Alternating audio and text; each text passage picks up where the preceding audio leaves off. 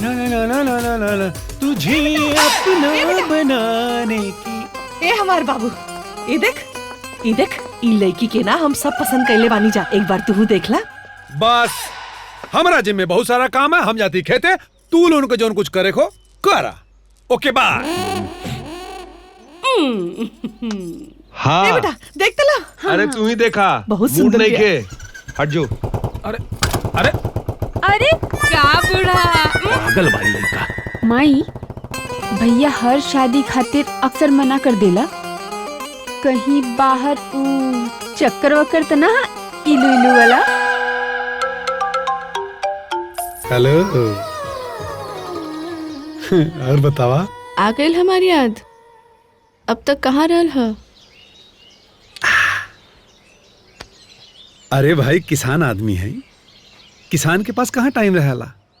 वैसे भी अगहन का महीना चला था, गेहूं को रोपाई करे खे। बाकी मोहब्बत के महीना तो 12 मास होला। मोहब्बत के फसल के चाहत के खाद पानी के जरूरत पड़ेला ना। अरे पहले मुलाकात हुई तब न प्यार का बरसात हुई। तो देर कौने बात के बा, आ जाई, मुलाकात हो जाई। अरे आज ना काल मिल जाए सुबेरे, ठीक है? वो है जुहू चौपाटी। अरे अपने गांव वाला लव पॉइंट। अच्छा सुना, कुछ बात भी करेंगे। Bye darling. Bye darling. Bye. See you.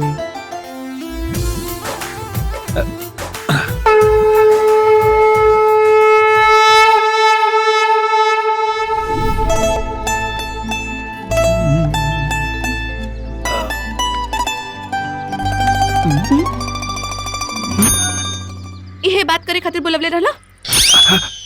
तोहार माई तोहरे खातिर लड़की ढूंढत हूं। हाँ?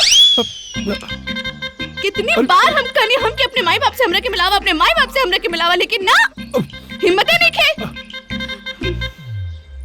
गाड़ी में घुमा हमरे साथे, खाना खइबा हमरे साथे, पेप्सी पीवा हमरे साथे, प्यार मोहब्बत हमरे साथे, शादी के और के साथे। देखा, हमरा के कोनो और लड़की मत समझ गया। पहलवान की बेटी है, गदा उड़ा दे। एक मिनट हम की बोले का मौका देबू? हम कब बियाह करे खातिर तैयार बनी? अरे वो तो माई लेके देखे जात बिया ना। खाम का हमरे ऊपर गुस्सा कर बाड़ू। और हाँ, हम तो के कब खाई नहीं है, जब देखा तब सिर्फ रोमांटिक बात करेलू। आज तक तो रोमांस कहलू ना, कहलू।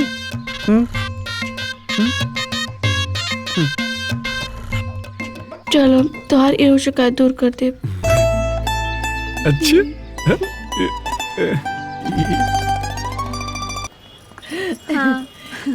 हाँ माई, सब मिलेला यहाँ। हाँ आवा। चला चला, तार बाबूजी ना चिल्लाइयन ना था। बैठो माई। चली चल चल।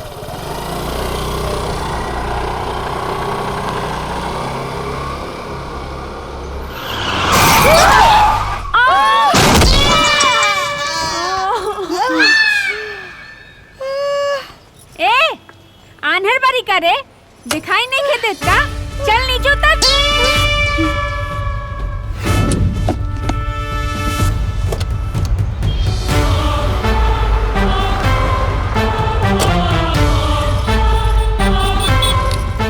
हमरे गाड़ी मिल रहे मातारी बेटी की मरे के खातिर हैं?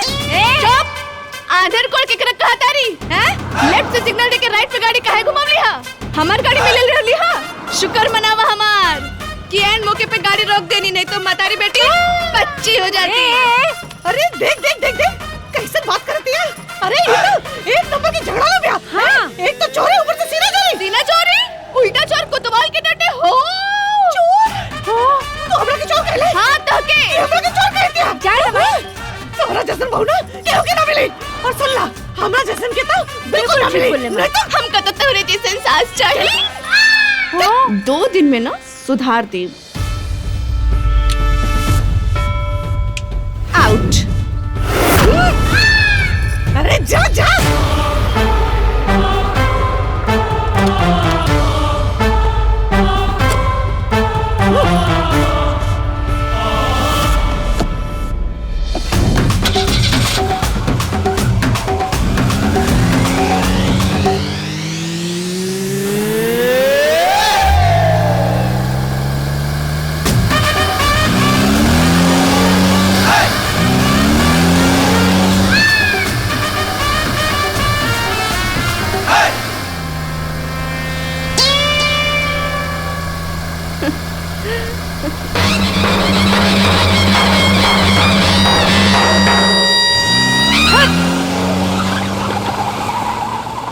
अरे ऐसे ही थोड़े ना रेलवे में नौकरी मिलल रहे, बुझलू। हरियाणा केसरी, पंजाब केसरी, बिहार केसरी, राजस्थान केसरी, ना जाने कितना केसरी के पटकला के बाद तब जाके रेलवे में हमके टीटी के नौकरी मिलल रहे और स्टेशन मास्टर बनके पिछला साल रिटायर भईनी, बुझलू।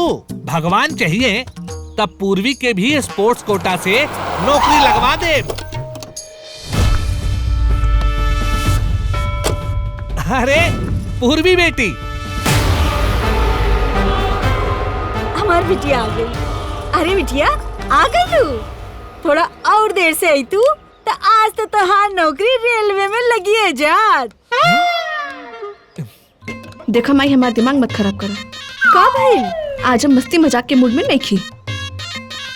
आज एगो माई बेटी रास्ता में मिल गई रहे, एक नंबर के झगड़ालू। अपन गलती माने के तैयारे ना रहे। अरे बेटी तो मरलू काहे ना ओकरा के? ओकर मुहे करिया करके आ गई नहीं।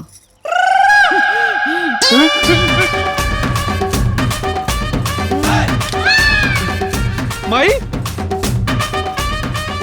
ये कैसे भइल? अरे भइल का रे? अरे का भइल? बताओ का भइल? अरे बता भी का भइल? कहाँ बताई बेटा? वो लड़के हमारे मुंह पे साइलेंसर के दो मार के चल गई। एक मिनट, रुको। और जुबान तो ऐसे चलत रहे जैसे कि मशीन गन हो।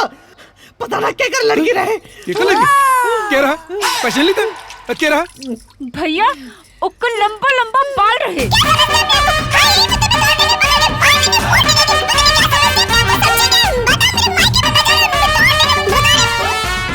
हम फेंकू पहलवान के बेटी हैं, ऐसे कैसे हार मान जाए? अरे जी हमार बेटी, शाबाश। अरे हमार बेटी कोनो बेटा से कम थोड़े ना बिया।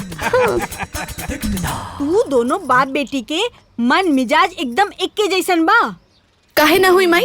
आखिर हम बेटी के कर रही, अपन बाबूजी की। फेंकू पहलवान के। पूरा फिल्म देखे खातिर अभी डाउनलोड करी दंगल प्ले ऐप।